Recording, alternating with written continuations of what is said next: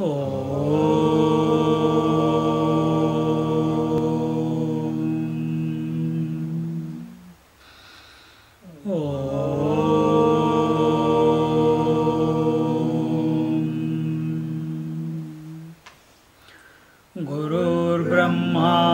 गुरुर्विष्णुः गुरुर्देवो महेश्वरः गुरुरेव परं ब्रह्मा तस्मै श्री गुरवे नमः। तस्मै श्री गुरवे नमः। तस्मै श्री गुरवे नमः।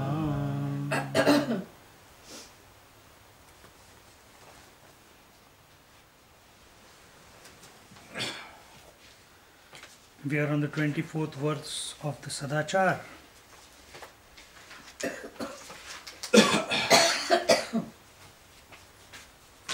And here the verse goes, Chinmatraikarase Vishnau, Chinmatraikarase Vishnau, Brahmatmaika Swarupake, Brahmatmaika Swarupake, Brahma eva jagadjatam, Brahma eva jagadjatam, Rajvam sarpa brahmo yatha, Rajvam sarpa brahmo yatha. As a snake is seen on a rope as is an illusion, so too the world is seen as an illusion on the pure consciousness, which is all pervading and of the nature of the identity between the individual self and the Brahman. The implications of the identity between Atman and Brahman are explained here, and the question is that when a seeker is made aware of this fact that you are that Tattvamasi, you are that reality, he comes to start wondering that if everything seen as Brahman is not different from me, then how in one pure self is variety and plurality born? This is a natural question that will arise in the seeker's mind. So we are saying that the reality is the one without a second, that you are that reality, and if everything is reality, what is seen, heard, touched, felt, thought of, ideated, conceptualized, if space, air, fire, water, earth, everything is reality, and that is only one, then why am I seeing all the variety? This is the and from where is it born? And to explain this, unlike any other school of thought, in Vedanta we can explain this. In Yoga Sutra you cannot explain that. In devotion you cannot explain that. Well, from my understanding you can explain, but the devotees, they don't want to understand. That's a different matter, because they enjoy being a devotee. Therefore they have a source of support continuously throughout their life. But Vedanta brings about a total union. Not even, can't bring about union. Vedanta says that there is only one. Everything else that is seen, heard, touched, felt, ideated, conceptualized, etc., etc., all this is an imagination on that one truth. And for that, here the example given is Brahma eva jagadjatam rajvam sarpa brahmo yatha. Just like a snake on a rope. And in that, it is a very, very famous example. This, if you have heard it the first time or the second time, it will come n number of times again and again. Till anywhere you see a stick or a rope, you will think of a snake. But that's not the point. Every time you see a snake, you should think of the rope. Not the other way around. Fortunately, we don't see many snakes around. No, just today's news in the Brisbane somewhere from a zoo, they stole about 70 snakes.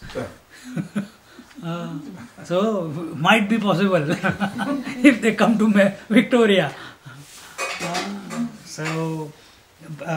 And this famous example says that the rope has always been the reality. You may imagine a stick on a rope, you may imagine a snake on a rope, but rope doesn't become less even if you imagine something else on the rope. From the rope standpoint, it continues being the rope, immaterial, what you imagine on it. Take this, imagine you are the rope. If people call you wife, if people call you mother, if people call you employee, it does not matter. You know who you are. All those are just names that the people are calling you, isn't it?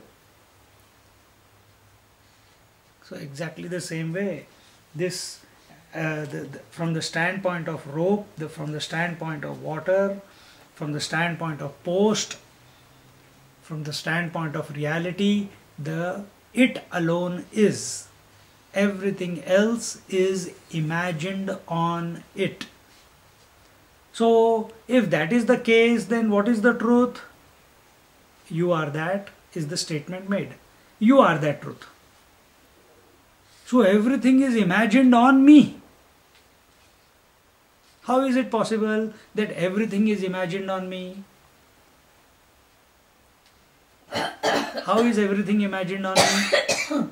Imagined on, not me as me, imagined on the truth that I am. How is it? Is it a leela? Yes, it is a phenomena which is going on, yes. But how is it imagined?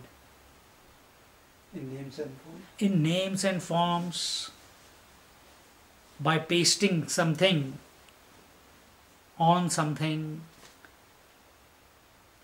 Just like wrinkles are appearing on the cloth, similarly this world is appearing on me. The truth, not me, the individual. On the self, on me the self. So what is the material that has gone into the whole creation? The self. So the creation is perfect. The self is perfect. Then where is the problem? The problem is with this fellow, this ego, which is born out of, as uncle said, identification with this individual equipment. But reality is that this truth, this self, is the material and the conscious material, the what you call the conscious cause of the total creation. Just like snake is nothing but rope. Without rope it was not possible. So snake is the material cause. Without the rope the snake cannot express. Similarly, without the self the world cannot express. For whom? Idiots argue for others. No, for you, the seeker you are. We are not talking about someone else.